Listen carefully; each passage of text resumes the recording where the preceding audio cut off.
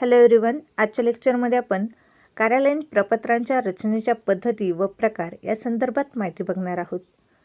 कार्यालयीन प्रपत्रांच्या रचना करण्याच्या ज्या काही पद्धती आहेत त्या पद्धती वेगवेगळ्या असू शकतात. म्हणजेच अन्य संस्थांमधून वापरण्यात येणारी जी काही प्रपत्रे असेल त्या प्रपत्रांसारखीच रचना कार्यालयामध्ये स्वीकारली जाते.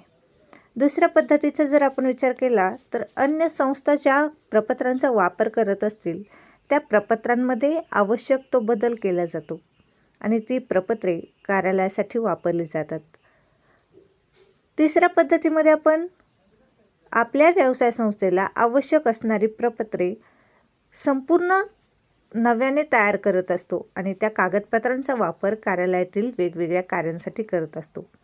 आणि चौथ्या प्रकारामध्ये व्यवसाय संस्थेतील वापरातील प्रपत्रांमध्ये बदल करून घेतला जातो. म्हणजे जो काही अनुभव आलेला असेल त्या अनुभवानुसार कागदपत्रांमध्ये गरजेनुसार योग्य बदल करून त्यांचा वापर केला जातो. कार्यालयात जी वेगवेगळी प्रपत्रे वापरली जातात त्यामध्ये कोणत्या कागदपत्रांचा किंवा प्रपत्रांचा वापर केला जातो हे आपण बघणार आहोत. त्यापैकी पहिले प्रपत्र आहेत प्रवास खर्च बिल, यालाच TADA बिल असेही म्हटले जाते. कार्यालयीन कामासाठी एखादा कर्मचारी बाहेरगावी जातो त्यावेळी त्याच्या प्रवासासाठी खर्च येत असतो. शिवाय त्या ठिकाणी तो मुक्कामी राहिल्यास त्याला राहण्यासाठी आणि जेवणासाठीही खर्च येत असतो आणि त्यामुळेच त्याला होणारा जो काही खर्च असेल तो खर्च त्याच्या वेतन श्रेणीचा विचार करून कार्यालयामार्फत मंजूर केला जात असतो. यासाठी प्रवास खर्च बिल तयार केले जाते आणि हे जे काही प्रवास खर्च बिल आहे ते विशिष्ट नमुन्यातच तयार करावे लागते. त्यामध्ये प्रामुख्याने प्रवासाची तारीख, प्रवासाचे ठिकाण, प्रवासाची वेळ, एका ठिकाणावरून दुसऱ्या ठिकाणी पोहोचण्यासाठी लागलेला कालावधी, प्रवासाचे कारण या सर्व बाबींचा उल्लेख केला जातो आणि त्यानंतरच वरिष्ठ अधिकाऱ्याकडून त्याला झालेला खर्च जो असेल तो मंजूर केला जातो. पुढचे प्रपत्र आहेत प्रमाणक, यालाच आपण व्हाउचर असेही म्हणत असतो. कार्यालयातील वेगवेगळी कार्य करण्यासाठी खर्च येत असतो आणि हा खर्च कार्यालयातूनच केला जातो. अशा वेळी या दैनंदिन खर्चाचे प्रमाणक तयार केले जाते आणि त्यात खर्चाचा तपशील भरून द्यावा लागतो. त्यासाठी त्यावर वरिष्ठ अधिकाऱ्याची मंजुरीही घ्यावी लागते आणि त्यानंतर ती रक्कम कार्यालयामार्फत दिली जाते. या ठिकाणी प्रमाणक तयार करत असताना त्यावरती महसूल तिकीट देखील लावणे आवश्यक असते आणि प्रमाणकावर ज्याने पैसे स्वीकारले आहेत त्याची सही असणे आवश्यक असते. पुढचे कागदपत्र आहे ते म्हणजे जमा पावती. कार्यालयात जेव्हा पैसे स्वीकारले जातात तेव्हा जमा पावती तयार करून दिली जाते.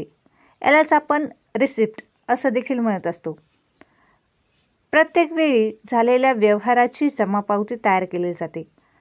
सर्वसाधारणपणे या जमा पावतीचे एक पुस्तक असते आणि या पुस्तकामध्ये जमा पावतीच्या 2 प्रती असतात. मूळ प्रत पैसे जमा करण्याला दिली जाते आणि दुसरी प्रत कार्बन प्रत लेखापालाच्या नोंदीसाठी तयार केली जाते. या सर्व व्यवहारावरून प्रत्येक जमा पावतीचे रोख पुस्तकात नोंद करण्याचे काम त्या ठिकाणी कार्यालयामार्फत केले जात असते. पुढचे पत्रक आहेत ते म्हणजे आवक पत्र पुस्तक, यालाच इनवर्ड बुक असेही म्हणतात. कार्यालयात येणारे पत्र या पुस्तकात नोंदविले जाते. कार्यालयात प्रामुख्याने कागदपत्रांची देवाणघेवाण होत असल्यामुळे येणाऱ्या पत्रांच्या आदेशाची नोंद केली जाते. यावर पत्र पाठवणाऱ्याचे नाव, पत्ता, पत्राचा विषय, सोबत जोडलेली कागदपत्रे तसेच आलेले पत्र कोणत्या खात्याशी संबंधित आहेत या सर्व बाबींची नोंद केली जाते. म्हणजेच आलेल्या पत्राच्या संदर्भात आवश्यक असलेल्या सर्व गोष्टी या आवकपत्र पुस्तकात नोंदविल्या जातात. पुढचे प्रपत्र आहेत जावक पत्र पुस्तक, यालाच आउटवर्ड बुक असेही म्हटले जाते. कार्यालयातून बाहेर जाणारे पत्र या पुस्तकात नोंद केले जाते. यामध्ये प्रामुख्याने अनुक्रमांक, ज्याला पत्र पाठवण्यात आले आहे त्याचे नाव, त्याचा पत्ता, पत्राचा विषय, पाठविणाऱ्याचे नाव व ज्याला पत्र पाठवले आहे त्याचा पत्ता, तसेच आलेला जो काही खर्च असेल, खर्च, त्याचा तपशील, रक्कम, या संपूर्ण बाबींची नोंद या जावक पत्रपुस्तकात केली जाते. कार्यालयातून बाहेर जाणाऱ्या सर्व पत्रांची नोंद व्हावी या हेतूने हे जावक पत्रपुस्तक कार्यालयामार्फत तयार केले जात असते. पुढचे प्रपत्र आहेत स्थानिक पत्रपुस्तक. यालाच लोकल डिलिव्हरी बुक असेही म्हटले जाते. कार्यालयातून काही पत्रे हे कार्यालयाच्या एका विभागातून दुसऱ्या विभागात पाठवली जातात. असे पत्र पोस्टाने पाठवण्यापेक्षा एखादी व्यक्ती समक्ष पाठवून त्यामार्फत वितरित केले जाते. ही पत्रे स्थानिक पत्रपुस्तकात नोंदविली जातात व ती व्यक्ती स्वतः ते पत्र समोरच्या व्यक्तीला देते आणि त्यावेळेस स्थानिक पत्रपुस्तकात पत्र स्वीकारणाऱ्या कर्मचाऱ्याची सही घेतली जाते. यामुळे होणारा खर्च आणि वेळेची बचत करणे देखील त्या ठिकाणी संस्थेला शक्य होते. पुढचे प्रपत्र आहेत खरेदीचा आदेश. कार्यालयामार्फत वेगवेगळी कार्य करण्यासाठी वेगवेगळ्या प्रकारच्या वस्तू आणि स्टेशनरी यांची आवश्यकता असते आणि त्यासाठी कार्यालयामार्फत वेळोवेळी वस्तू आणि स्टेशनरींची खरेदी केली जाते. या खरेदीचा आदेश तयार केला जातो आणि त्या आदेशामध्ये प्रामुख्याने पुरवठादाराचे नाव, पत्ता, वस्तू, तपशील, तसेच वस्तूची नगसंख्या, वस्तूचा आकार इत्यादींची माहिती लिहिली जाते.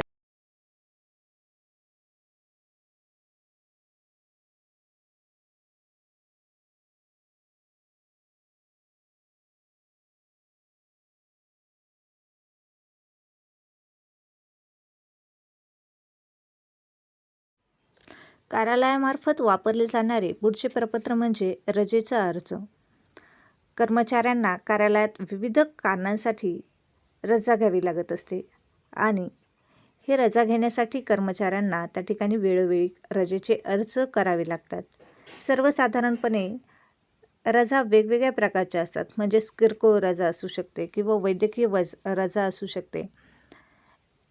कर्मचाऱ्यांना या अर्जावरती वेगवेगळ्या प्रकारची आवश्यक असणारी माहिती लिहिणे आवश्यक असते. त्या ठिकाणी या अर्जावरती प्रामुख्याने रजेचे स्वरूप, रजेचा प्रकार, रजेचा कालावधी या बाबींची नोंद करणे आवश्यक असते. ही रजा अर्धपगारी किंवा बिनपगारीही असू शकते आणि या रजेच्या अर्जाची नोंद ही कार्यालयामार्फत केली जात असे. तसेच त्याची नोंद कर्मचाऱ्यांच्या सेवा पुस्तकामध्येही केली जात असते. रजेच्या रेकॉर्डसाठी रजेचे अर्ज प्रत्येक कर्मचाऱ्याच्या फाईलमध्ये ठेवले जात असतात. अशा पद्धतीने आजच्या लेक्चरमध्ये आपण कार्यालयीन प्रपत्रांच्या पद्धती व प्रकार या संदर्भात माहिती बघितली. थँक्यू.